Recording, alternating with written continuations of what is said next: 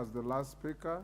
Then Ichungwa recollect your issues and reply thereafter. Robert Mbui. Thank you, Mr. Speaker, for this opportunity to also give my opinion on this bill.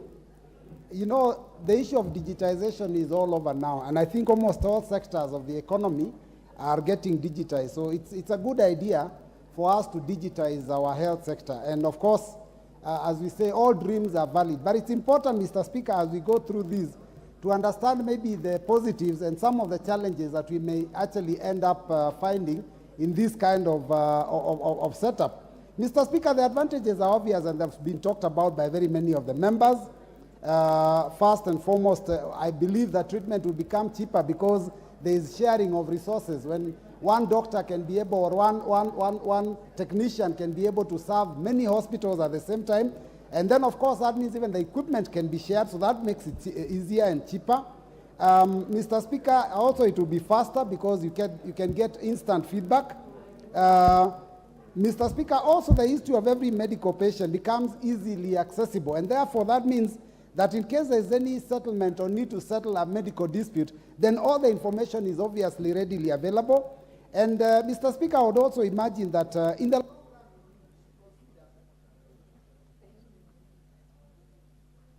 What's happened to... Yeah, Mr. Speaker, that is what I was going to add. The issue of the safety of security, how technology actually works.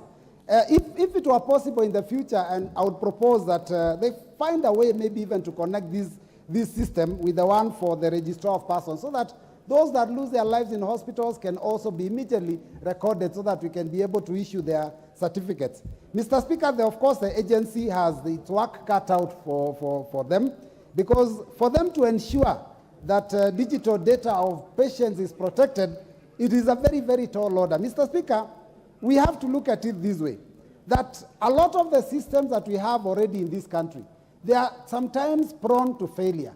I mean, look at almost all our state corporations, NHIF, NSSF, pay as you want. The minute many people log in to try and do their end of month, returns, suddenly those systems are not working. So you can imagine the number of patients. If many patients are logging into the system, it has to be very, very well done. So, Mr. Speaker, we have to be very careful about the kind of technology and the kind of system that we put up, because that system may also be a problem. Mr. Speaker,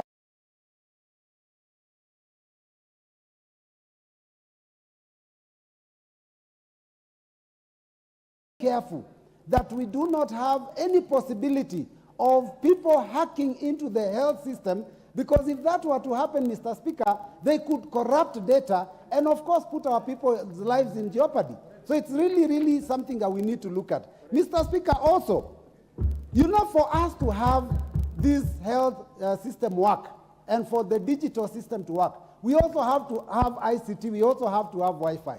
Mr. Speaker, we are talking about our dispensaries being able to send data to hospitals in the city, to hospitals that are level 4, level 5. Mr. Speaker, where is this digital connection? We were promised digital connection in our markets, in our villages. Mr. Speaker, it is still not there. So as we are coming up and we are proposing to pass this, Mr. Speaker, this is likely going to end up being hot air. We talk about it, we pass it, and we are unable to implement it because we do not have the infrastructure, Mr. Speaker. So, Mr. Speaker, I am not opposing. I am just posing a challenge. Let's hear a point of order from the Deputy Speaker. It's a point of information to Honorable Mbui. Honorable Mbui is being a pessimist, and if he believes that technology does not work, you should stop carrying your phone and not use a telephone. In fact, you're speaking on a microphone here in this house, courtesy of technology. You're speaking in this house, recorded by Hansard, courtesy of technology. Are you telling us that we must just stay frozen in time and remain in the Stone Age times just because you fear technology and that you're a pessimist, yet is a beneficiary of technology? Thank you, Honorable Speaker. In fact, the voting that went on in this country that you are elected on was courtesy of technology. So you should give up your seat first if you don't believe in technology. Thank you, Honorable Speaker. Mr. Speaker, I would have liked to ignore that because I talked about the promises for Wi-Fi in our markets, in our villages, which is still not there. And Mr. Speaker, that is a fact.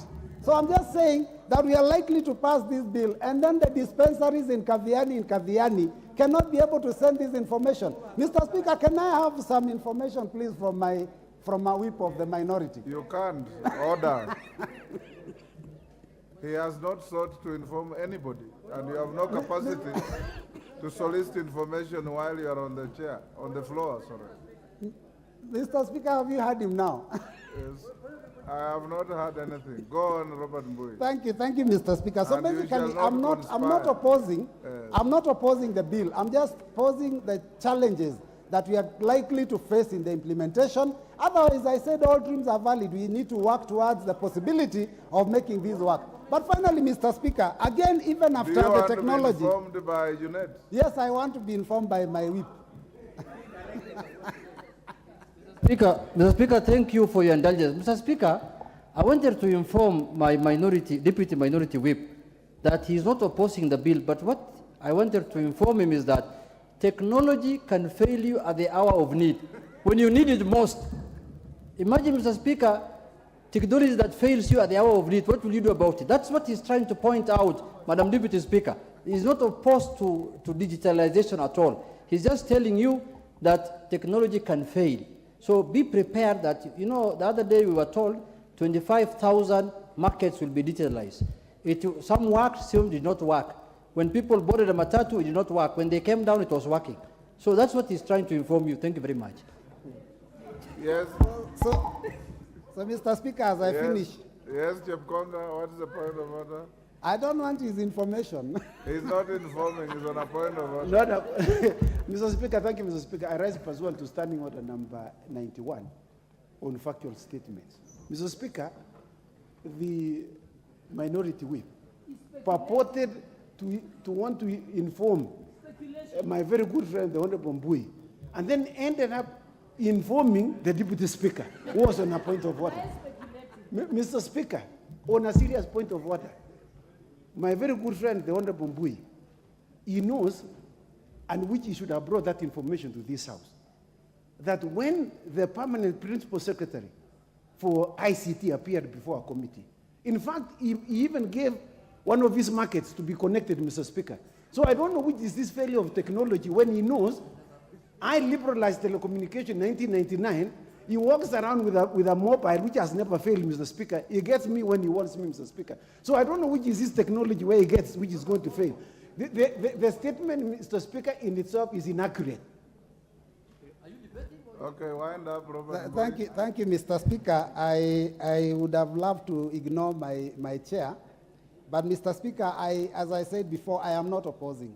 I am just posing the challenges we are likely to face, because even as he says, there is a market in my constituency that's being connected, the dispensaries are not, and here we are dealing with issues of dispensaries. So, Mr. Speaker, I finally want to just say that we also have to be very careful that as we pass very good legislation like this one, we also have to have the right people managing the technology also that will be in our hospitals.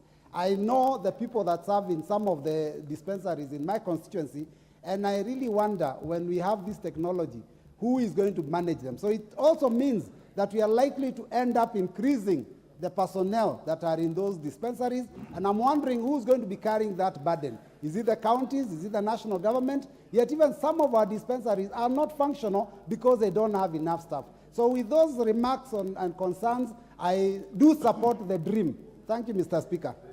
Honorable members, I'll now, pursuant to this point of order raised by the Honorable Chepkonga, I'll now put the question that the mover now be called upon to reply. As members of that opinion say aye.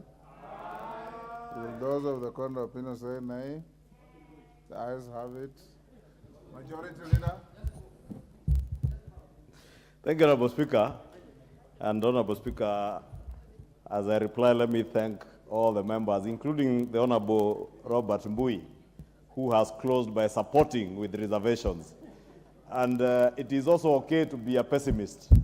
And Honorable Speaker, if you come from where Honorable Mbui comes from, he knows about 3 weeks ago, because I've had him divert to issues to do with the connectivity of markets.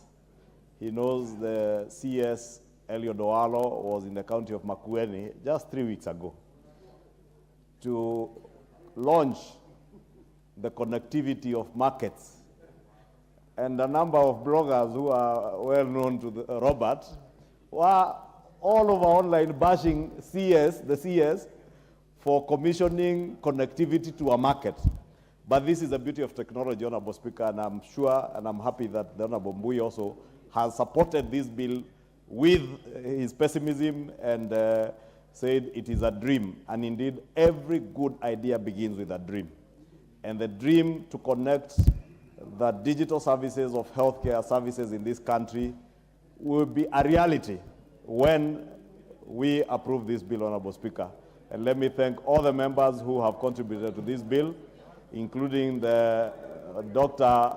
Nyikal, who has immense knowledge of the health sector in this country, having served as a director of medical services. Majority Leader, do you want to be informed by Kainan? I do not desire to be informed in reply. He could inform me in the next bill, Honorable Speaker.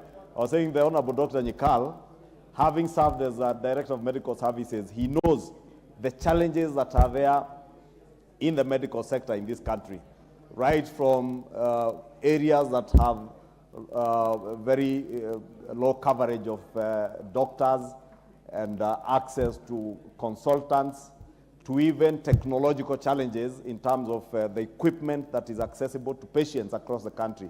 And therefore, this bill, Honorable Speaker, will in a very significant manner change the whole architecture of our healthcare system and make sure that universal health coverage becomes a reality under the Kenya Kwanza administration's plan, or the manifesto Christian, the plan. With that, Honorable Speaker, I beg to reply and urge all of us to support this bill. Thank you. Thank you, Majority Leader. Honorable members, I now put the question, which is that the Digital Health Bill, National Assembly Bill number 57 of 2023, be now read a second time. As members of that opinion say aye. Aye. Will those of the contrary opinion say nay? The ayes have it.